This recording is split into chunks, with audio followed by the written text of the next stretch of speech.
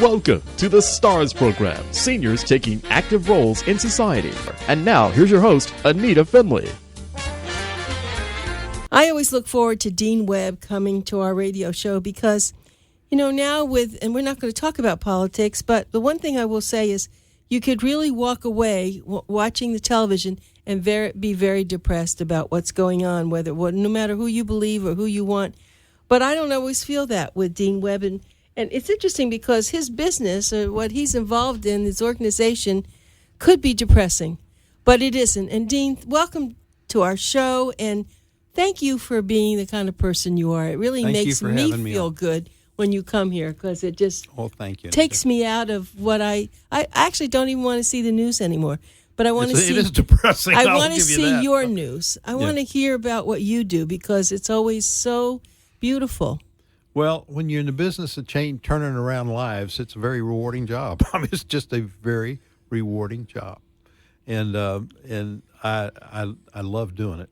Faith Farm is just it's a very unique thing. That was brought to my attention. I told you I was almost late to the radio show because I took a call. A guy had been calling me every day, and I had a chance.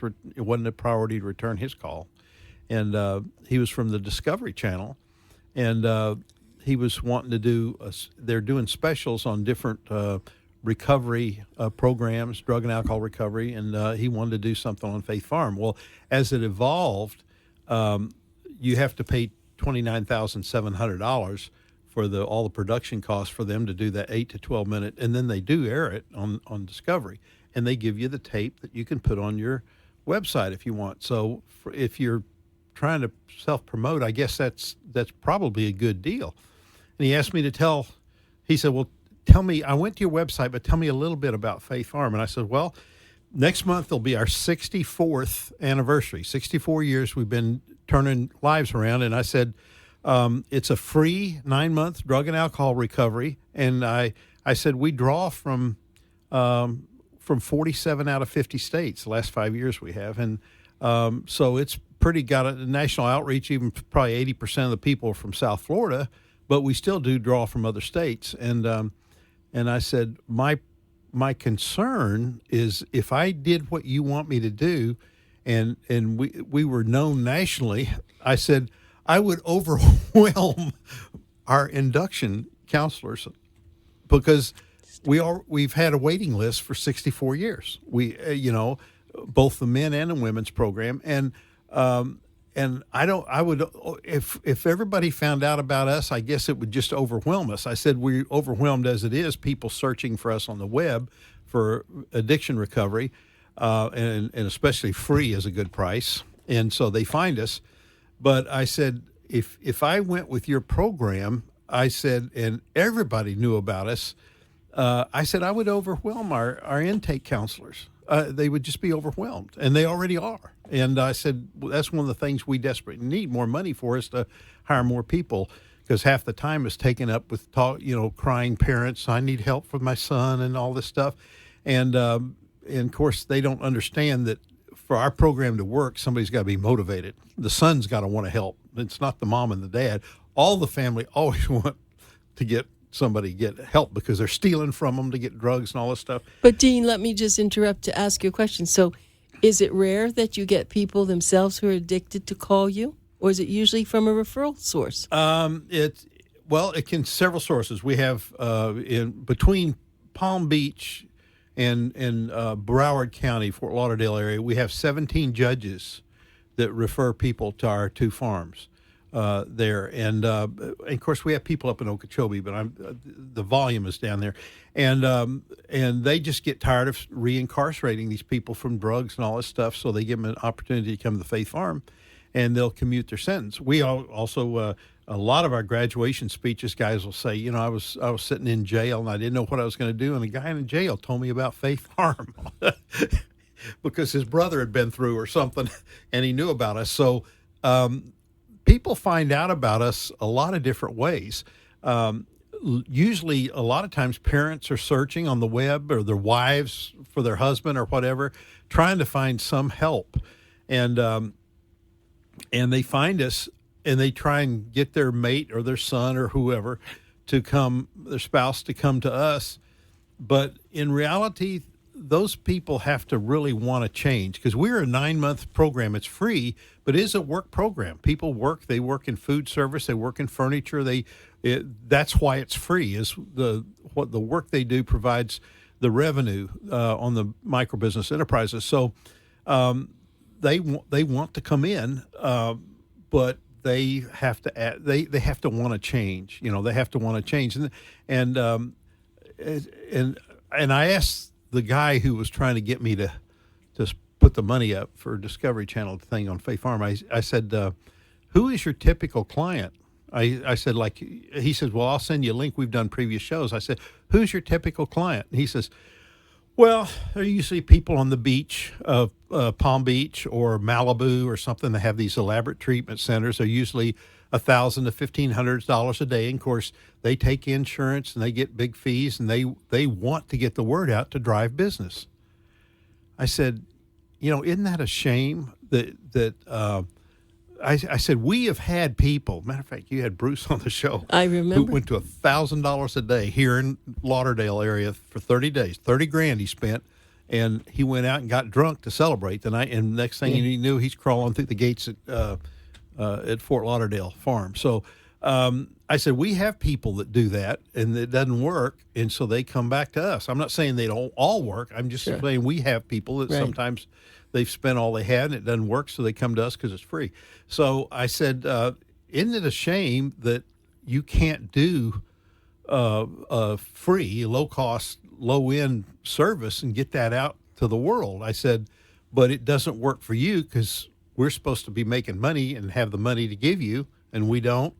I said, and the people who need the free service or that don't have the $1,000 a day need to know about us, but if they did, we'd be swamped. So I said, what a catch-22 here. Right. It doesn't, our system doesn't work for us to pay you to get more clients because we don't need them.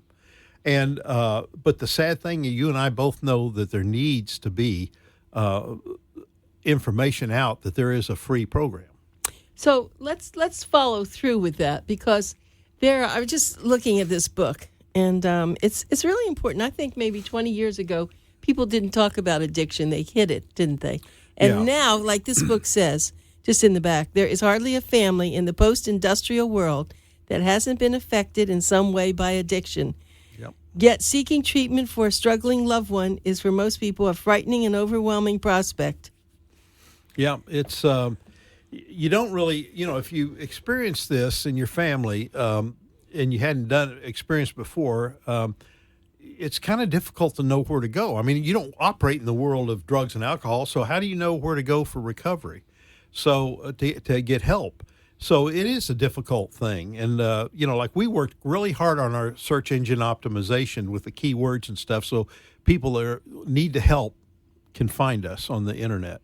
And apply online, and then make the call and get interviewed. So we work real hard at that, and obviously it's worked. In the last 6 years, we've gone from having 7 or 8 different states to 47 states furnish people into our program. So I told the guy, I don't need any more people applying. We're overloaded all the time, every day. And so let's say that someone would donate a large amount of money, $20 million, some large amount of money. Would you be able to then build twice the amount of rooms that you have? Is that what you would do? What would you do? If you came to my office right now, you would see a big whiteboard with a map, an architectural rendering for a $50 million project for the Boynton Beach campus. How did I know this? And I would point out, the first $10 million, it would go to this dorm. The next $3 million would go to that dorm. This would go to the chow hall, because like at Boynton campus, people don't realize our dining hall is so small, we have to seat in 3 segments. Like, for example, lunch, women will come in from 11:30 to 12, and we have to keep them separated from the men, and I won't go into that why, but anyway. And then half of the men come in from 12 to 12:30, and then the other half come in from 12:30 to 1. It's like a cruise ship almost, isn't it? Yeah, I mean, yeah.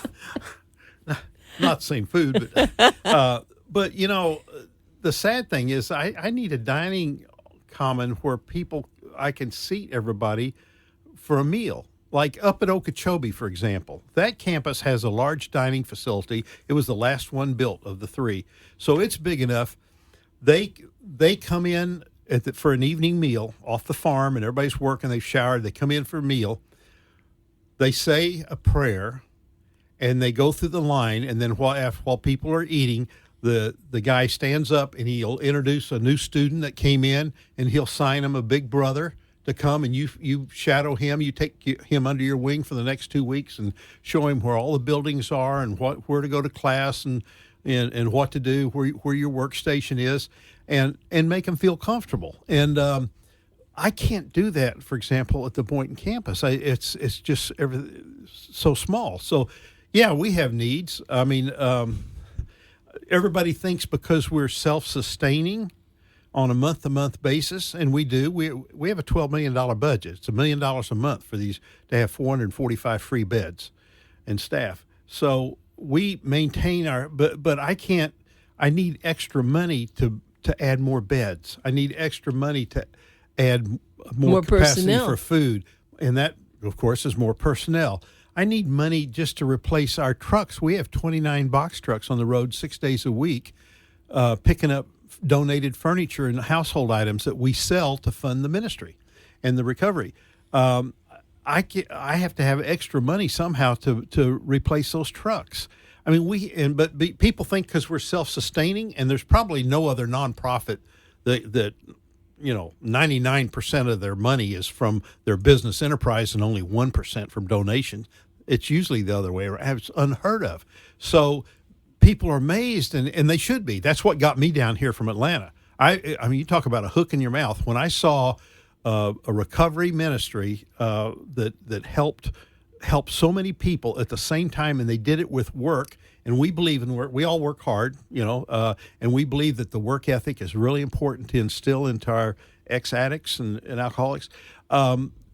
But that's what helps pay the bills. And so people think because we're self-sustaining, their businessmen are amazed, just amazed. I had a Jewish fellow in my very wealthy businessman from Boca in our conference room last Thursday. And why was he there? Why was he there?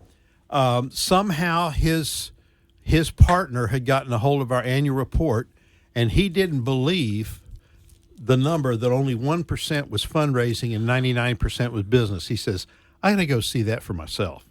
And so he came, and we took him on a tour, and I don't know what's going to become of that, but he said, I've never seen a nonprofit like this. This is amazing. So if you have somebody, if hopefully it'll go beyond that, and he'll want to fundraise or give or whatever above our sustaining budget every month. But until I have people like that will do that, we're just going to be self-sustaining, and I can't grow and help more people. And I desperately have the ability amazing? to do that. So we have a waiting list, Anita. Yeah, amazing. And I said the $20 million. So that was foolish to say to you, because knowing you, I mean, you already have a plan if someone gave $50 million. So, and probably some of our listeners, maybe they have that kind of money, but if they don't, every $100 helps, doesn't it? Absolutely. And I told this gentleman, I said, God bless me in past business thing that I've been able to give a 7-figure gift to a ministry before. Whoa. And I will tell you, I scrutinized that thing very closely to make sure they use their money right and everything. So that's the way I run Faith Farm. If somebody wants to come in and look at under the rugs and everything, look at every dime we spend, I can just boldly say, have at it, because I know I got no secrets, nothing under the rugs. We squeeze a dime out of every nickel, and nobody will ever find anything wrong. We are good ground to plant your seed dollars in, because we've been here 64 years doing this, and I pray we'll be here another 64 years. But to grow to meet the increasing need, we do need to expand our campuses. So I think with that, I'm going to give a phone number, and I'm going to give a website. It's interesting that Dean Webb has so much to do, but he always comes here thinking that maybe somehow, besides letting everybody know what they do, there's someone out there with a few extra dollars, and that's what we want to get people to do. So just remember, it's Pencil Talk Radio. Get your pencils out. I'm just going to give you the phone number for the Boynton Beach campus, And then if you're listening for Fort Lauderdale or out in Okeechobee and you want to give to that campus, it's okay. You just start with Boynton Beach. It's 561-737-2222. That's 561-737-2222. And their website, which is really great. You'll be able to see Dean on there. He does a lot of talking, a lot of YouTubes. It's faithfarm.org. Faithfarm.org. And boy, do they have faith. Faith in a lot of things. Not only religious faith, but faith everything's going to work out. Remember, it's also tax deductible. So I did have a question. Do you, and I don't know how long you've been involved with addiction. Before you came here, I don't think you were involved with addiction. I've been a CEO of 6 different companies, but none of them were drug and alcohol. So is addiction growing? Unfortunately, yes. Why? Well, okay, we've been around 64 years. The first 20 to 22 years where we started in Fort Lauderdale, it was almost 100% alcoholism. Then the next 18 to 20 years, we added in all the recreational drugs, the cocaine, the heroin, addictions, that sort of thing. But I'll tell you, the last 15 to 17 years, you've got addictions to prescription medicines. And that has grown. Of course, we shut down most of the pill mills here in South Florida, thank God. But doctors, when they give oxycodone, they don't realize that's more addictive than heroin. And people, we've had people come that have been in auto accidents, hurt their back, and they had to have the pain medicine. And then they couldn't get off of it, for the pain vanished, and they're addicted. And they start done. I mean, we had a woman in who was a legal secretary, brilliant lady, mother of 2, but she was in an auto accident up in Ohio, and she came to us because she was addicted, and she did everything from prostituting to whatever to get money, and her husband took the 2 kids, got custody, and left and divorced her. And she hit rock bottom, and she came to us, and she turned her life around and has restarted. But wait, I'm going to stop you. So let's talk about the doctors. So they're trying to help their patient. Absolutely. But then what can they do to help them not be addicted? Is it anything? I don't know. I don't have any medical training, so I don't know enough medically to say, to be critical or judgmental, because I don't know.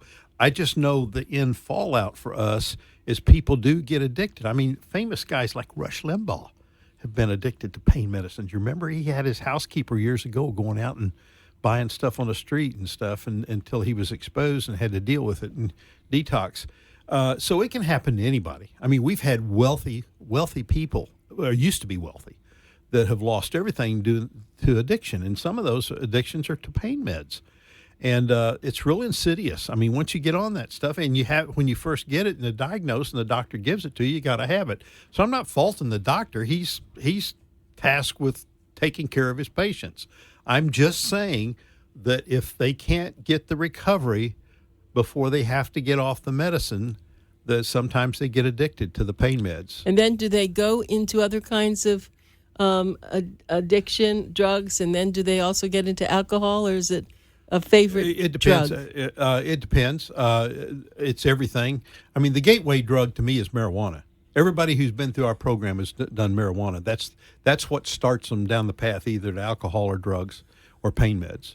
Oh, well, not pain meds. It's usually a medical thing. But is that right? But not necessarily. But that's a gateway drug for sure. And so I'm not at all in favor of marijuana, because I know what it's going to do. I know what it does right now to people. And because what happens is they want more. Once they get the euphoric feeling, they want more. They want something stronger, something different. And like I say, marijuana to me is a gateway drug. It's all of our people, if they got on that, they got on something worse and addicted because they were wanting something more. And so to me, it's better not to start it. I guess what it is the personality. If you have a compulsive personality and you start on this, it's really going to take you down the path. Yeah. But maybe there's some people who can do it and it isn't. So you're really faced with a lot of information, but you don't quite know what to do about it. I mean, you know what's going on.